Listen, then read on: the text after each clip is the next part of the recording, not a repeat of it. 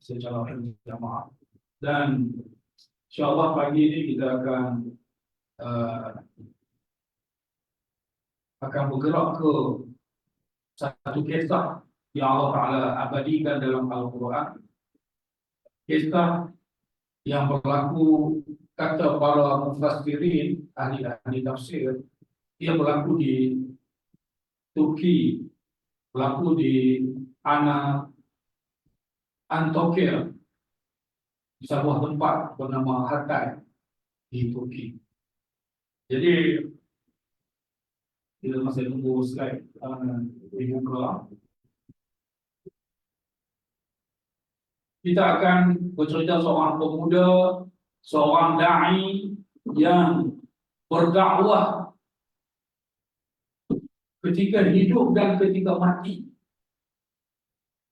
Ibnu Abbas kata, "Hadzal rajul nasaha ummatahu, nasaha qaumahu." Qissatul mu'min alladhi nasaha qaumahu hayyan wa maitan.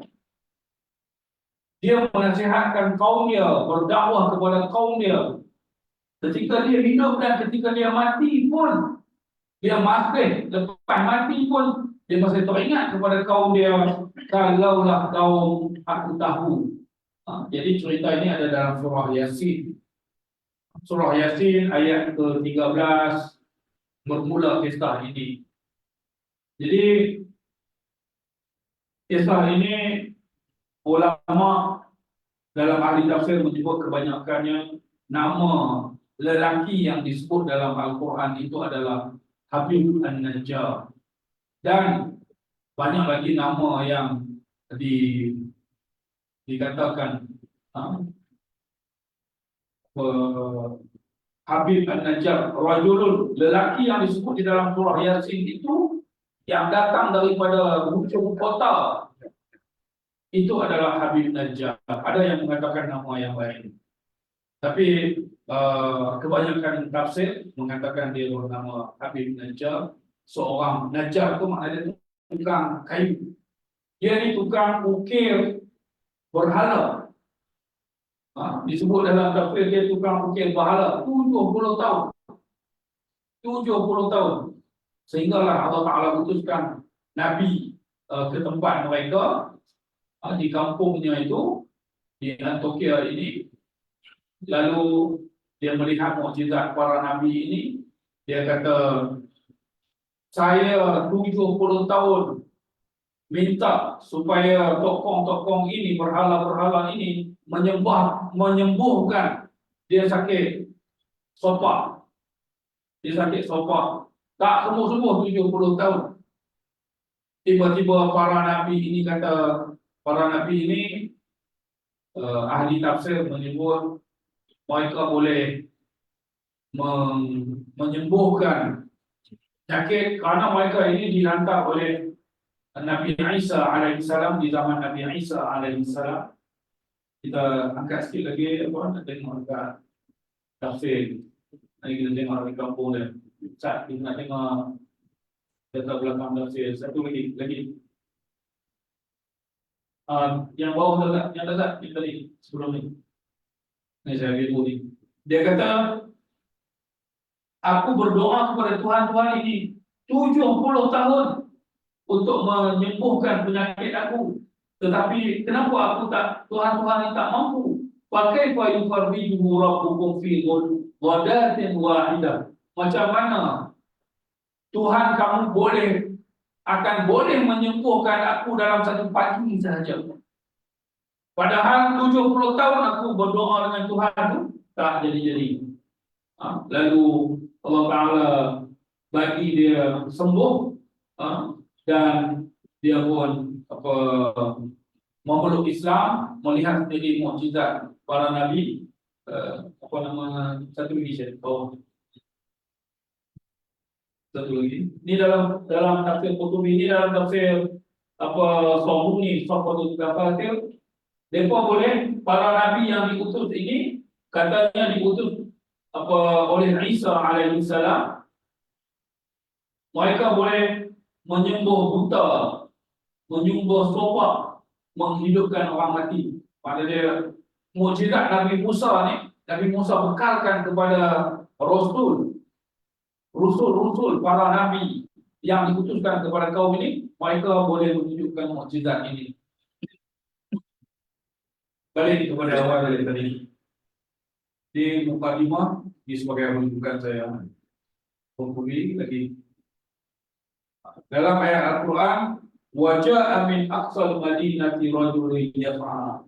Dalam surah Yasin, kita baca Yasin, satu surah yang amat dekat dengan kita.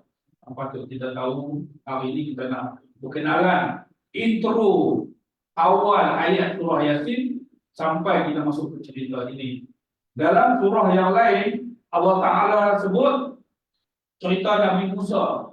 Nabi Musa kan lepas dia bunuh satu orang kerti, lalu Allah Ta'ala hantar satu orang. Ayat dia nak lebih faham macam ni, cuma Allah Ta'ala letak rajulun itu depan. Waja'a rajulun min aqsal madinati yas'a. Itu dalam surah Al-Qasas. Ja'a rajulun. Ini rajulun dibelakangkan. Wajah telah datang daripada penghujung kota seorang lelaki yang yas'a, yang bergegas, yang datang dengan cepat. Ayat ni, rajulun ini dibelakangkan daripada penghujung kota. Ayat dalam surah Al-Qasas telah datang rajulun, lelaki daripada penghujung kota. Jadi ayat ini membelakangkan rajulun. Ayat yang cerita tentang Nabi Musa, dia meletak di depan. Telah datang seorang lelaki. Ini telah datang daripada hujung kampung, hujung kota, seorang lelaki. Kita nak cerita tentang, nak sebut sedikit pasal didahulukan dan dibelakangkan di dalam Al-Quran. Pendahuluan dan membelakangkan. Mana dia, adakah yang disebut dahulu itu lebih baik? Ulama kata tidak. Dia lebih kurang sama. Macam Harun, Musa wa Harun, Harun wa Musa. Ada ayat yang terbalik, Harun wa Musa, Musa wa Harun. Dia Allah Ta'ala dia meletakkan mendahulu atau mengakhiri itu kadang-kadang bukan disebabkan sebut awal lebih mulia daripada sebut yang kedua. Contoh, kita ada baca surah Watin. Allah Ta'ala sebut 4 benda kat situ. Allah Ta'ala bersumpah dengan 4 benda. Watin, wazaitun, waturi sinin. Gunung Tur, tempat Allah Ta'ala bertemu dengan Musa. Musa bertemu dengan Allah Subhanahu Wa Ta'ala, bercakap di sana dengan Allah. Tur sinin. Wa hadzal baladil amin. Mekah. Adakah Mekah, adakah buah zaitun, buah tin lebih mulia daripada Mekah? Jadi ulama kata dia bukan. Banyak lagi dalam Al-Quran Allah Ta'ala sebut wa qawami' tempat-tempat ibadat ahli-ahli, orang ahli kitab duduk ibadat dalam sawami', dalam menara. Wa masajid, kemudian sebut masjid. Adakah tempat ibadat ahli kitab dulu lebih mulia daripada masjid? Jadi ulama kata mendahulu dan mengakhirkan di dalam Al-Quran. Kita kena tengok bentuk ketika Allah bentuk kalimat, bentuk ayat, bentuk cerita tu, siyaqul kalam. Tengok di situ adakah pendahuluan dia itu memberi impak kepada makna. Jadi tadi yang pertama tengok rajulun yas'a tadi. Itu yang pertama. Makna dia mendahulu, kadang-kadang mendahulukan rajulun letak di depan, kadang-kadang tidak dia cuma mengubah kata daripada menggunakan kata yang sama. Allah Ta'ala ubah kata. Satu, makna dia kadang tidak memberi maksud apa-apa. Yang kedua, memang Allah Ta'ala nak bagi kita tertarik, maka nak tahu telah datang daripada hujung kota. Siapa yang datang? Kalau nak tarik kita membelakangkan kalimat rajulun ini, siapa yang datang? Oh, rupanya seorang lelaki, orang biasa. So, kadang-kadang Allah lambatkan kedatangan sebutan dia itu kerana untuk menarik perhatian supaya kita dengar, ada siapa yang datang tu? Lepas tu baru sebut rajulun yas'a, yang datang bergegas, datang dalam keadaan kalau cepat, dia nak bantu para rasul. Ini apa Ibnu Abbas kata, lelaki ini di dalam surah Yasin yang disebut oleh para mufassirin sebagai Habib An-Najjar, tukang kayu ini, dia adalah orang yang mendakwah kaumnya ketika dia hidup dan ketika dia mati. Kita tengok sikit latar belakang dia, kampung dari di masjid. Kalau kita pergi ke Hatay, Antokia, Turki, kita akan jumpa masjid ini dinamakan Masjid Habib Najjar. Katanya dia dulu beriktikaf di sini. Tempat ini kemudian dibina masjid. Dah berlaku lama, 500 tahun sebelum kelahiran Rasulullah sallallahu alaihi wasallam. Jadi dah hancur pecah, berapa kali dibangunkan semula di zaman para Abbasiyah buat sekali, di zaman Osmaniyah dibuat lagi, hancur pecah lah, macam berlaku. Katanya ada makam Habib Najjar, dan bersama dengan dia, cerita ini cerita yang Allah Ta'ala hantar 2 orang Rasul kepada kaum Antokia ini. Mereka tidak beriman. Fakad zabuhuma, mereka mendustakan kedua orang Rasul ini. Kemudian Allah Ta'ala fa'azadna bisalid, kami dukung lagi dengan 1 orang lagi Nabi. Selalu kita dengar cerita satu kaum dia Allah Ta'ala tak 1 Nabi dia. Tapi kaum ini Allah Ta'ala hantar 3 Nabi. Betapa degil, betapa keras kepalanya, tapi Allah Ta'ala sangat Rahman, Rahim, sangat pendustaan mereka itu tidak dilangsungkan dengan azab, tapi Allah Ta'ala hantar lagi Nabi, hantar lagi Rasul untuk supaya mereka ini beriman dan dibawa masuk ke dalam syurga. Katanya 3 orang Rasul, salah seorang Rasul dikebumikan bersama Habib Najjar ini yang bernama Syam. Terus ni masjid tersebut pernah kena gempa bumi dan hancur seperti itu. Karena sempat semalam terbuka tengok dalam laporan akhbar tu, dia tak boleh tahu, ada cerita bila berlaku gempa bumi ni, tak jumpa, dah lewat lah barang macam ni. Okey, poin. Jadi ini dalam Qurtubi memang menyebut Ibnu Abbas, Mujahid, Muqatil, ini 3 tokoh besar dalam tafsir ini. Tafsir yang datang setelah ini, yang sebelumnya ni Qurtubi, ada tafsir lebih awal, Tabari juga menukilkan perkara yang sama, dan tafsir-tafsir yang belakang ni semua akan kata, Qurtubi kata macam ni, Tabari kata macam ni. Tabari Qurtubi menakalkan Ibnu Abbas, Mujahid, Muqatil, huwa Habib ibn Murri wa kana Najjaran. Dia bin Pak dia nama Murri, dia adalah Najjaran, tukang kayu. Karena iskafan, iskafan. Kadang-kadang ada yang mengatakan dia adalah tukang kasut. Waqilah qattaran, ada yang kata dia tukang potong rambut.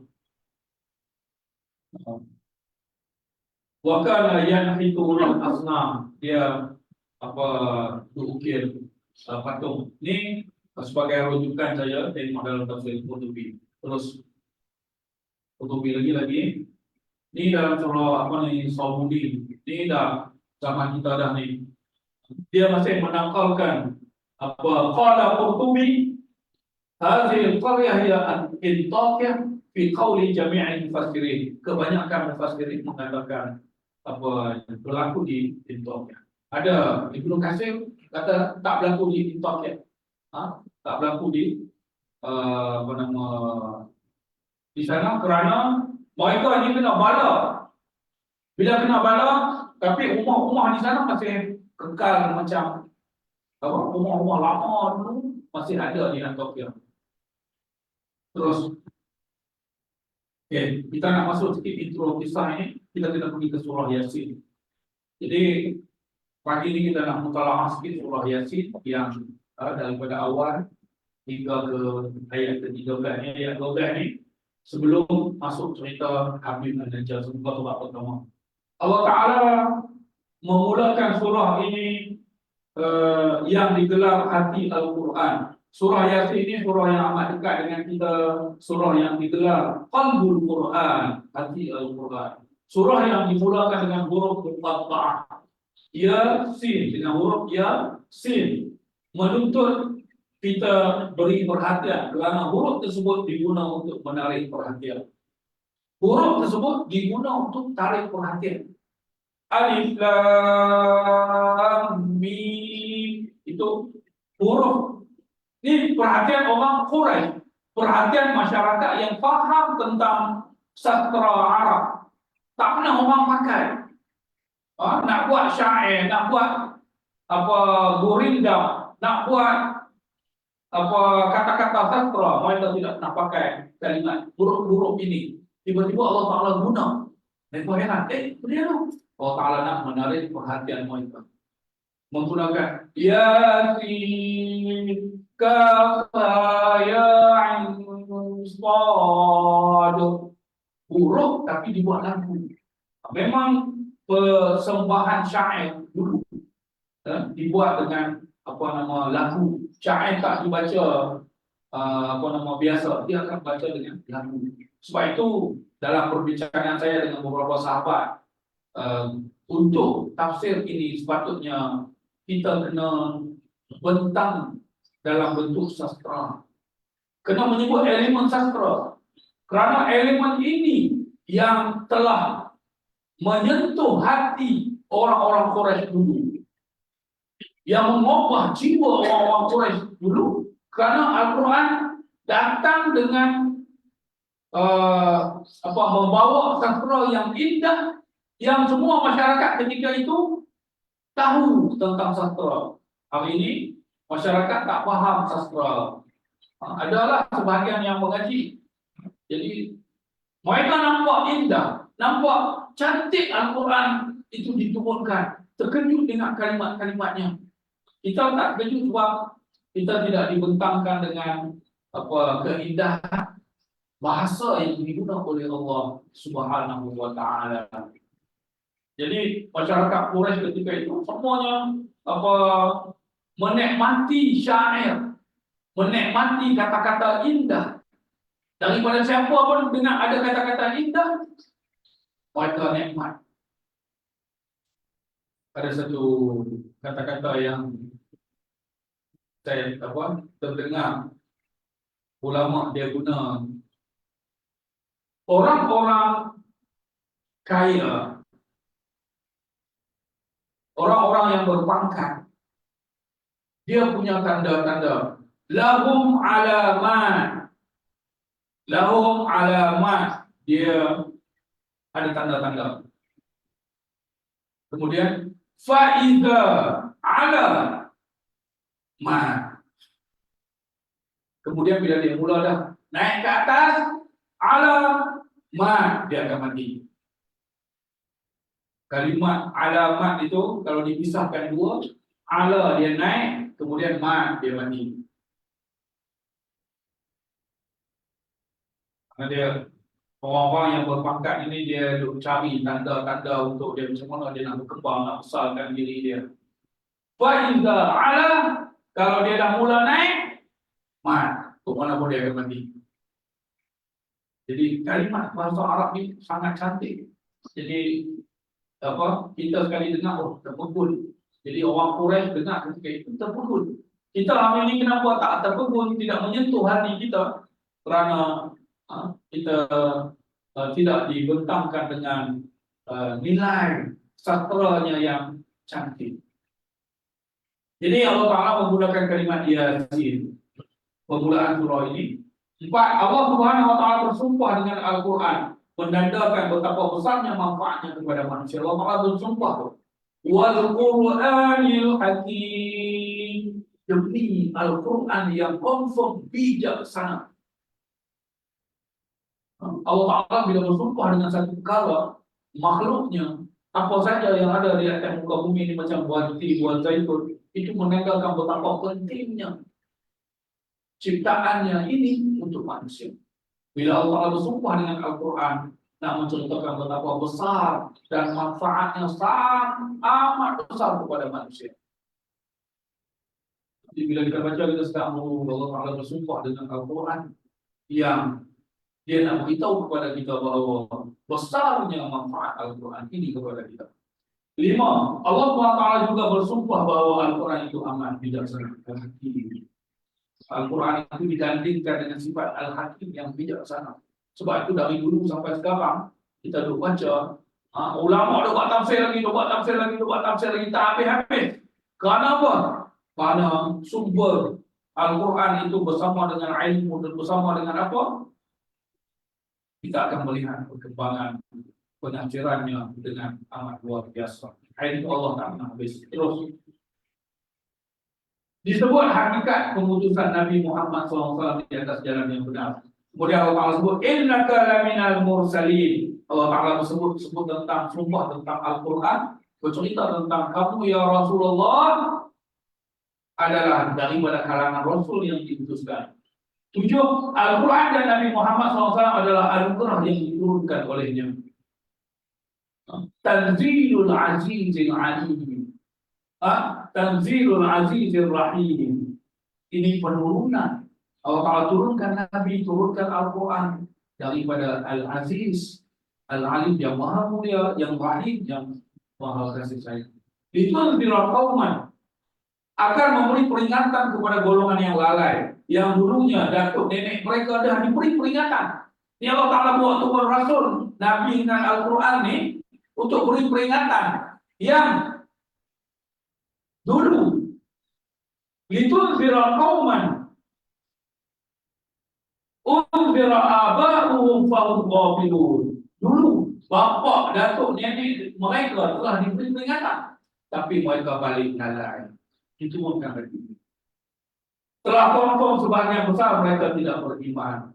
Laqad haqqal qawlu ala aktsarihim fahum la yu'minun. Confirm telah confirm azab ke atas mereka kerana mereka tidak beriman kepada Allah SWT. Kelompok ini kami dah rantai tangan-tangan mereka ke leher mereka, menyebabkan dagu mereka mendongak. Inna ja'alna fi a'naqihim aghlalan. Ulama guru saya dia buat contoh macam ni. Kemudian dililit rantai. Tangan bila dah duduk macam ni, tangan duduk macam ni, kemudian dililit rantai di sini, keliling, menyebabkan dagu kita terdongak. Fahum muqmahun. Mereka terdongak macam tu. Ni Allah Ta'ala umpamakan golongan yang tidak mau mengikut Rasulullah, mengikut ajaran para Nabi. Mereka ni sebenarnya sudah dibelenggu, diikat macam tu. Seolah-olah dia diikat macam tu, dia tak boleh buat apa dah. Dia tak ada pilihan dah. Dia dengar Al-Quran, dia tak mahu, dia tolak. Ini seolah-olah orang yang telah dibelenggu. Kemudian Allah sebut lagi, wa ja'alna min baini aydihim saddan wa min khalfihim saddan fa usyainahum fa la yusirun. Mereka bukan sahaja diikat, dibelenggu tangan ke leher sampai terdongak, malah kami jadikan di depan mereka dinding, di belakang mereka dinding. Fa'usyainahum, kami tutup mereka, fahum la yusirun, mereka tak mampu melihat. Mana dia tak mampu nak melihat kebenaran. Seolah-olah sampai macam tu punya teruk. Manusia yang engkar, yang degil ini, seolah-olah Allah Ta'ala dah rantai mereka Ikat mereka, dihadang di depan, ditutup di belakang, tutup semua sampai mereka tak boleh lihat kebenaran. Seolah-olah sampai ke tahap itu, golongan yang tak mau nak dengar sangat petunjuk Allah. Sawa'un 'alaihim a'anzartahum am lam tunzirhum la yu'minun. Dah tertutup macam tu, tangan terikat macam ni, kamu berilah peringatan. Apa pun, beri peringatan atau tak beri peringatan, wahum la yu'minun. Mereka wahum la yu'minun, tak akan beriman. Innama, kemudian Allah Ta'ala kata, innama tunziru man ittaba'a dzikra wa khashiyar rahman. Itu kelompok yang tak mau dengar. Yang mau dengar ini hanya yang mendengar, yang mati akan hanya yang mendengar peringatan adalah golongan yang mengikuti zikra dan takut kepada Ar-Rahman dan beriman dengan baik. Kabarkanlah kepada mereka dengan pengampunan dan ganjaran yang mulia. Kemudian Allah Ta'ala kata, inna nahnu nuhyil mauta.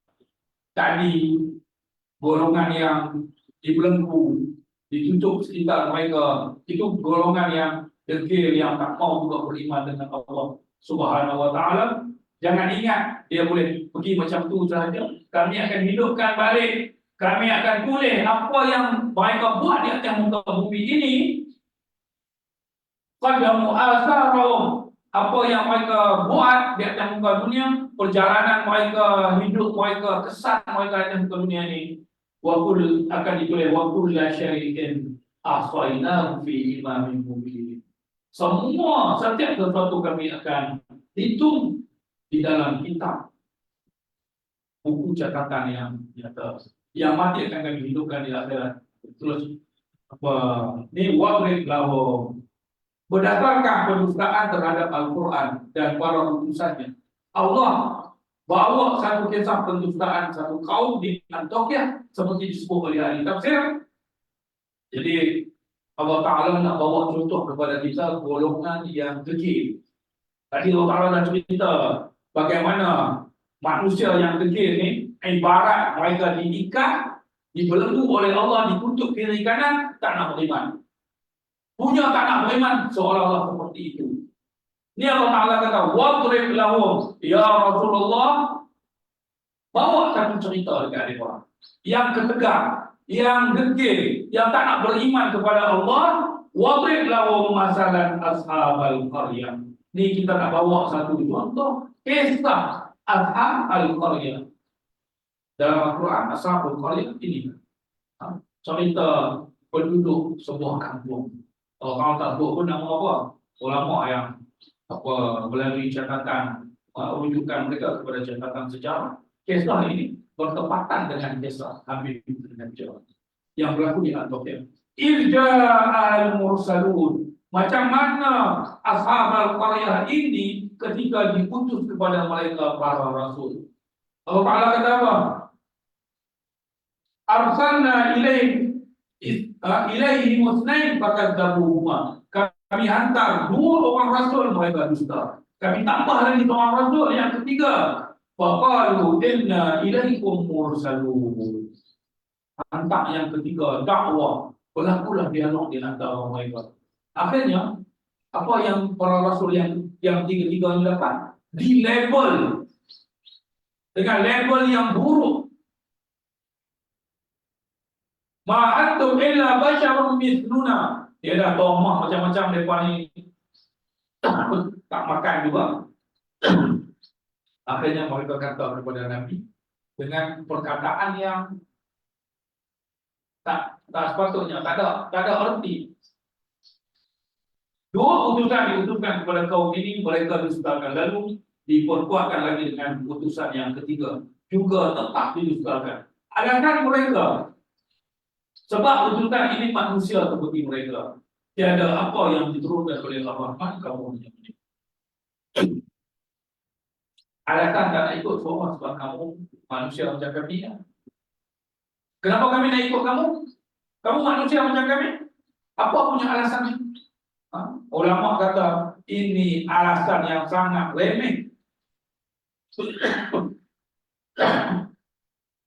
Yang tak patut kita beri alasan. Kalau satu orang dia beri idea kepada kita, satu idea yang baik, tak kira dia siapa, tapi idea tu bagus, ambil je lah.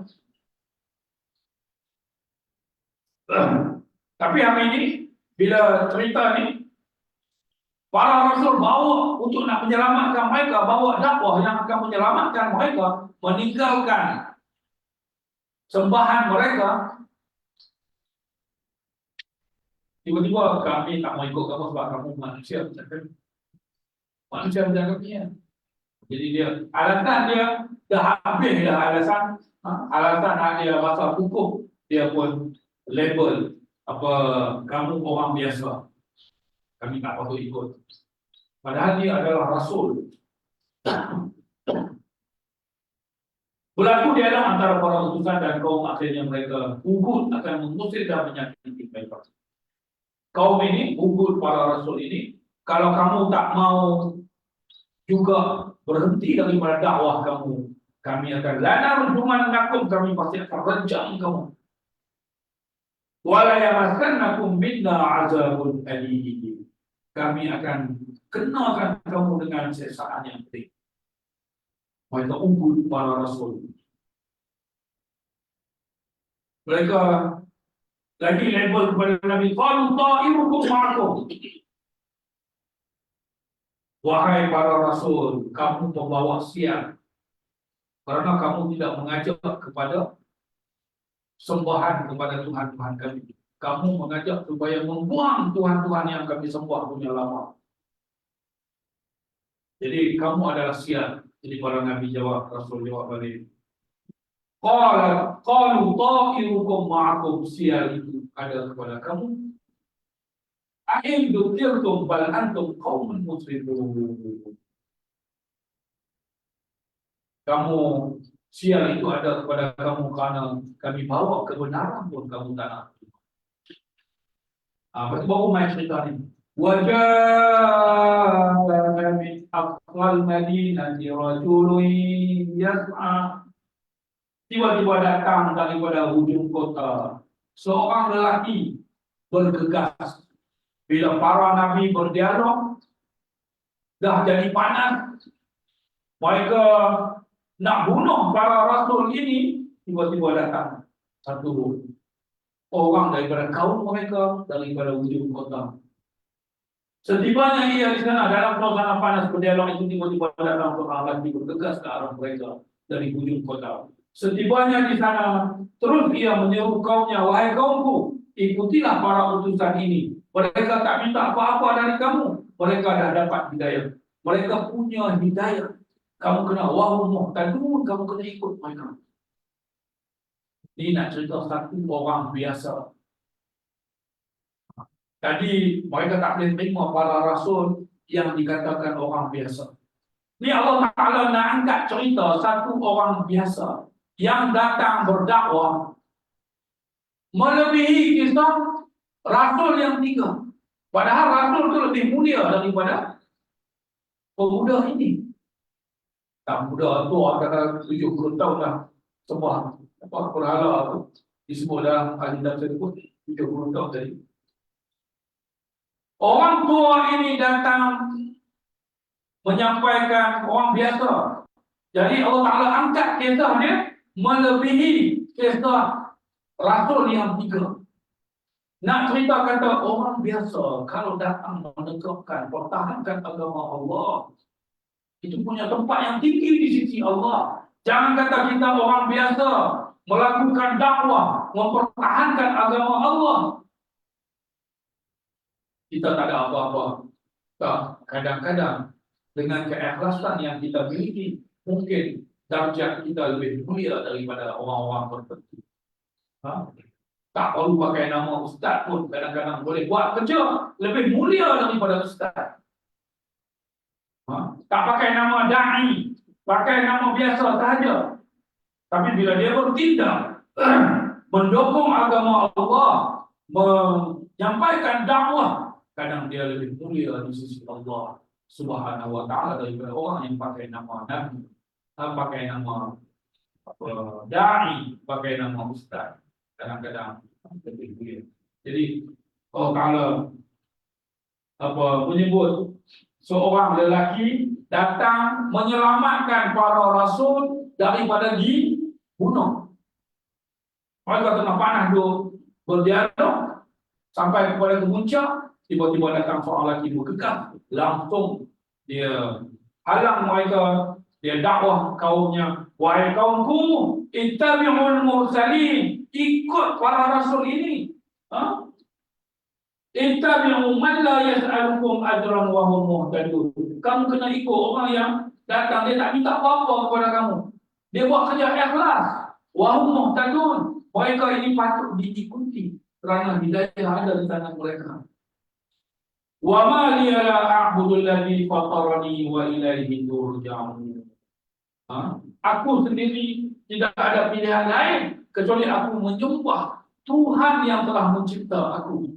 Wa ilaihi turja'un, wa ilaihi turja'un. Kamu semua akan balik kepada Tuhan kamu kalau kamu dah mati. Dia dah mula beri peringatan. Aku pun telah menyembah penciptaku kerana kepadanya kita akan kembali nanti. Tak mungkin aku nak mengambil Tuhan selainnya. Sedangkan Ar-Rahman jika hendak memudaratkan kita, berhala-berhala itu pun tak mampu membantu kita, apatah lagi menyelamatkan kita. Dia nak cerita 70 tahun dia minta dekat berhala-berhala tak bagi apa-apa. Jadi dia kata, marilah sembah. Aku sendiri pun dah bersembah kepada Allah Subhanahu wa Ta'ala. Lelaki ini mengajak kaumnya berfikir, kalau aku ikut juga berhala itu, aku akan sesalah. Inni izan lafi dalalin mubin. Kalau aku masih nak ikut, aku disesalah. Inni izan, kalau macam tu aku pun dalam kesesatan, kalau aku nak macam kekal. Dah ada hidayah datang, ada cerita tentang kemuliaan manusia. Ketika menganut agama ini, tiba-tiba aku meninggalkannya. Inni izan lafi dalalin mubin. Kalau macam tu, aku sangat berada dalam kesesatan yang nyata. Inni amantu bi rabbikum fasma'u. Aku beriman dengan Tuhan kamu para rasul. Dengarlah. Lalu Allah Ta'ala cut cerita. Allah Ta'ala cut cerita. Cerita ini dipotong. Dalam tafsir, ini apa cerita? Bagaimana kaum dia tengok-tengok, melampau kamu ni. Orang tua ni melampau. Mereka serbu dia. Mereka pijak-pijak dia. Sampai ada yang menyebut dalam tafsir, perutnya keluar melalui tubuh. Dipijak-pijak perut dia keluar. Punya menyayatkan hati. Lalu lelaki ini dibunuh. Lelaki ini dibunuh. Cerita yang menyayat hati ini tidak disebut di sini. Dalam Al-Quran, lepas dia, inni aman, aku sebut aku beriman dengan Tuhan kamu para rasul. Tahu Allah Ta'ala potong cerita. Allah Ta'ala kata apa? Qila dukhulil jannah, sila masuk syurga. Dia mengaku dia beriman, Allah Ta'ala kata silakan masuk syurga. Ulama kata kisah ini ditutup kerana bila dia masuk saja dalam syurga, dia lupa segala penyiksaan, azab yang dia kena. Jadi dia kata apa? Bila dia dimasukkan ke syurga, qala ya laitani, ini dah mati dah ni. Qala ya laitani qaumi, qala ya laita qaumi ya'lamun. Kalaulah kaum aku tahu ya Allah, aku boleh masuk syurga macam ni. Dia, impian dia, harapan dia, ingin kaum dia tahu dia mendapat nikmat yang luar biasa. Dia tak terfikir pun dalam kepala dia, azablah kaum aku, mereka ni degil, mereka ini membunuh aku. Itu semua tak disebut. Karena penyiksaan, keperitan hidup di dunia ini, nak banding tengok saja syurga, lega semua. Semua dah tak ingat dah di dunia ni. Sebab itu bila ada soalan orang tanya, kita bila pergi syurga, boleh balik lagi tak ke dunia? Kata semua benda boleh. Kata semua benda boleh. Di syurga kita nak apa semua dapat. Boleh tak kita balik lagi ke dunia? Ulama kata tak payah fikirlah. Kamu sampai sana confirm tak mau balik ke dunia. Dunia ni tak ada apa. Satu nikmat Allah Ta'ala kongsikan kepada kita semua. Di syurga ada 99 lagi nikmat Allah. Nak balik lagi ke sini? Confirm tak balik lah. Kita tak mau balik lah. Jadi bima ghafarani rabbi wa ja'alani minal mukramin. Kalaulah aku tahu aku diberi syurga, diberi pengampunan dan meletakkan aku di kalangan orang yang mulia.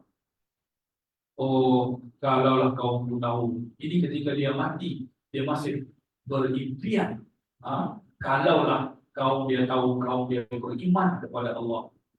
Sebab itu Ibnu Abbas mengatakan, hadza rajul, lelaki ini nasaha qaumahu, menasihatkan kaumnya hayyan wa maitan, ketika dia hidup dan ketika dia mati.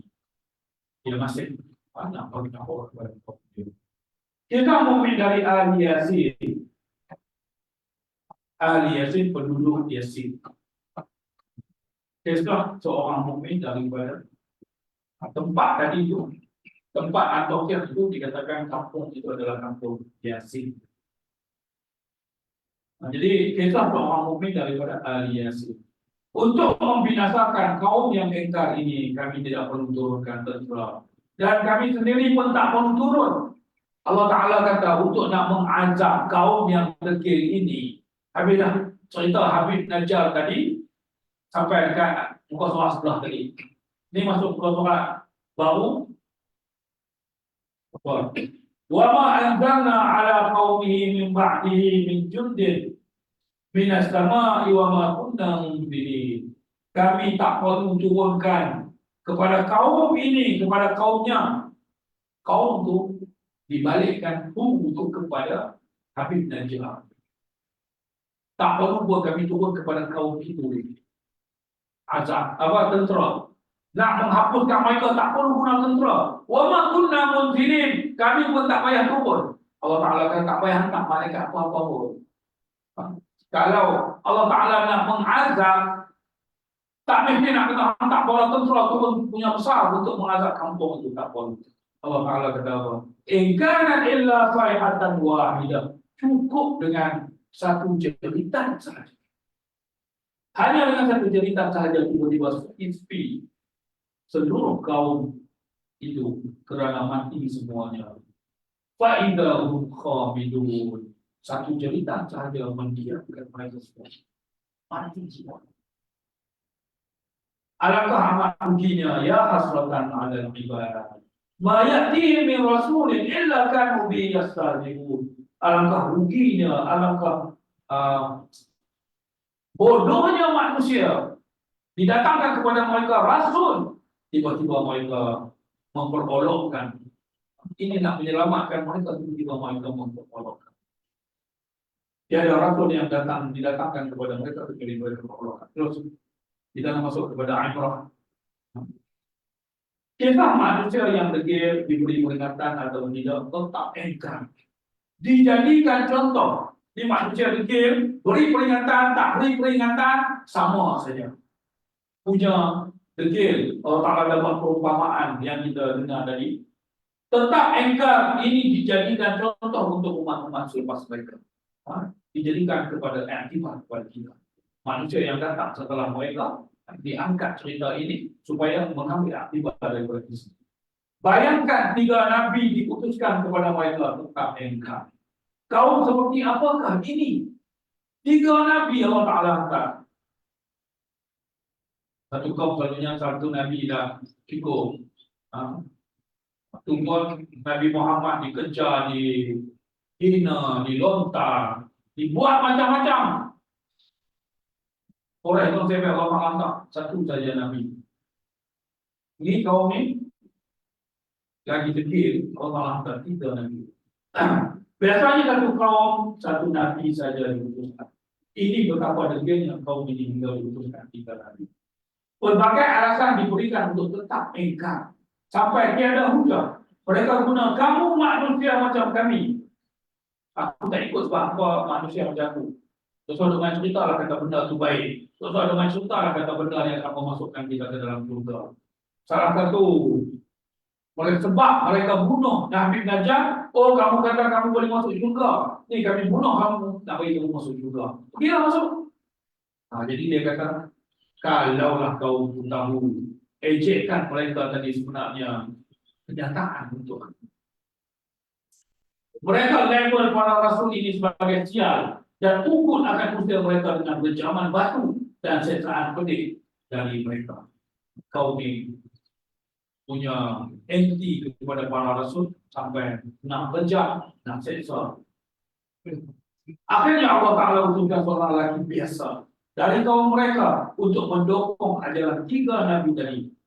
Kisah keberanian dan cepat bertindaknya lelaki ini diangkat melebihi kisah nabi-nabi tadi. Dia main cepat. Yas'a tadi, kalimat yas'a tadi. Fas'au ila zikrillah. Fa idza qudiyatis shalah. Kan ayat apa, ayat dalam surah Jumaat tu kita baca. Fas'au, cepat-cepat ila zikrillah. Kalimat fas'au ini, yas'a, kalimat ini menunjukkan dia bergerak cepat.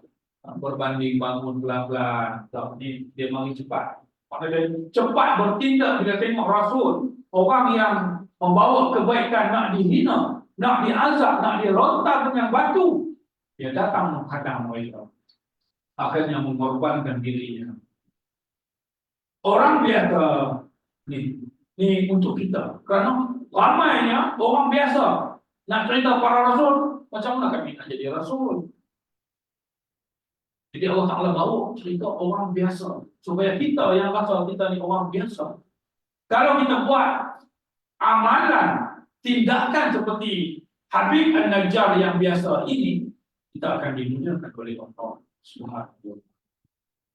Orang biasa jika berani menegakkan kebenaran, mendukung ajaran Allah, tetap mendapat tempat yang mulia di sisi Tuhan. Nilai seseorang diukur melalui tindakannya, apatah lagi untuk pertahankan. Jadi nilai seseorang itu diukur melalui tindakannya. Lagi dia tak bertindak, dia tak ada apa. Sembang saja, tak bertindak, tak jadi. Terus impian dakwahnya sampai ke surga pun masih ada. Sebab itu dia melupakan perbuatan mereka. Tak mungkin kezaliman mereka membunuhnya. Padahal Allah Ta'ala masih merakamkan kisahnya ketika dia berada di surga. Untuk dia nak beli, nak kutuk orang-orang yang menyeksanya, dia tak sebut. Kita dah dengar cerita Palestin baru diserang oleh Israel. Para alim ulama daripada Palestin, daripada mana-mana, kalau mereka duk ceramah, dia duk ceramah untuk baiki diri kita. Baiki rakyat Palestin, kena baiki diri, dekatkan diri dengan Allah. Sikit sangat dia sebut tentang kejahatan, kezaliman Israel. Kita dengar, oh, kita ni berlebihan. Kita ni mengutuk Israel, tak sedap diri kita. Para ulama di sana, kalau dia berceramah, dia akan ceramah untuk bangunkan jiwa masyarakat dia. Ahli Palestin ni, dia akan mengangkat jiwa masyarakat dia. Dia tak peduli dengan musuh. Buat mana pun kamu akan berhadapan dengan Allah dan kuasa yang lebih hebat. Jadi kita bila bercerita tentang Israel, keburukan dia, aib dia, kejahatan dia, kezaliman dia yang kita angkat, islah diri kita kurang. Jadi Habib An-Najjar ini cerita tentang nikmat yang dia dapat, kelebihan yang dia dapat. Dia tidak beling, tidak kutuk orang-orang yang buat kejahatan kepada dia dulu. Malah dia ingat ketika di surga, kalaulah kaumku tahu nikmat besar yang diberikan kepadaku. Ulama kata nikmat syurga melupakan, nikmat syurga melupakan penderitaan kita di dunia. Maka jadilah kita orang biasa yang mendekatkan agama Allah dan mendukung kebenaran. Mana dia ayat cerita ini nak mengajak kita supaya orang biasa seperti kita juga akan mendapat kemuliaan jika kita mendukung agama Allah, mendukung kebenaran. Kisah pemuda biasa ini menuntut kisah para rasul, sedangkan mereka lebih mulia di sisi Allah. Kisah Habib Najjar ini menuntut kisah tiga rasul tadi. Tiga rasul tadi dicerita di permulaan, di akhir separuh lagi cerita Habib Najjar ini, orang biasa. Jadi Allah Ta'ala nak tunjukkan kepada kita bahawa orang biasa jika berjasa menyumbang kepada agama Allah, dia juga dilihat mulia di sisi Allah Subhanahu wa Ta'ala. Sampai di situ saja kisah kita pada pagi ini. Moga ada manfaatnya, yang kurang dari saya, yang baik dari Allah Subhanahu wa Ta'ala. Ada sisi soalan jawab kau?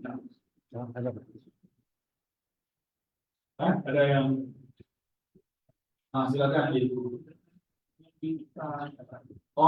Dalam kitab tafsir tadi kata zaman Nabi Isa.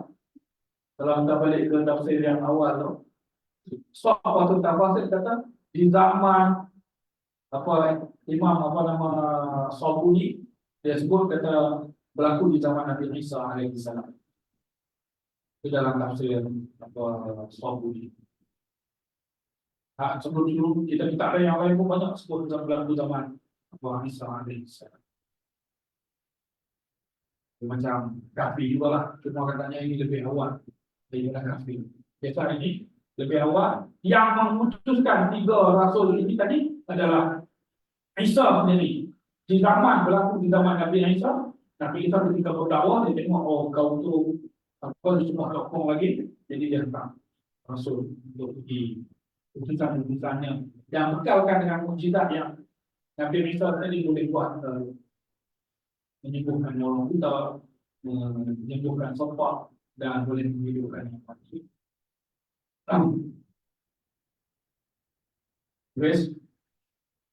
Jadi kita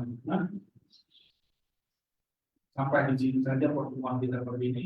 Semoga diberkati oleh Allah. Aku qauli hadza wa astaghfirullah. Wassalamualaikum warahmatullahi wabarakatuh.